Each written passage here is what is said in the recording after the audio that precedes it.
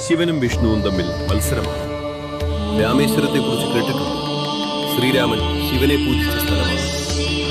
കൃഷ്ണനാകട്ടെ ശിവപൂജ ചെയ്യാതെ തന്റെ ജീവിതത്തിൽ ഒരു ദിവസം പോലും തുടങ്ങിയില്ല. എന്തിനാണ് അവരിങ്ങനെ ചെയ്യുന്നത്?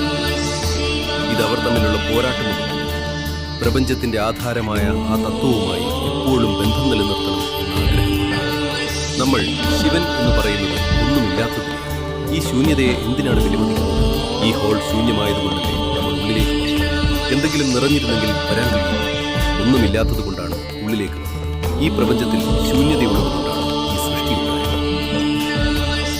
ഈ ജീവൻ ശാശ്വതമല്ല.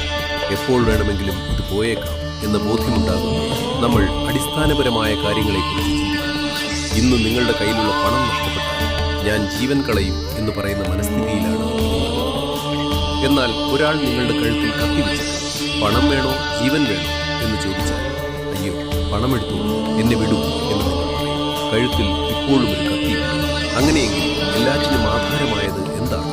അതിനെക്കുറിച്ച് ചിന്തിക്കുന്നതും അതിലേക്ക് എത്തുന്നതുമാണ് ഏറ്റവും ബാക്കിയുള്ളതെല്ലാം വെറും വിനോദങ്ങൾ മാത്രമാണ്. പക്ഷേ മരണം അരികിലുണ്ടെന്ന ബോധം വരുമ്പോൾ പിന്നെ ഇത് മാത്രമാണ്.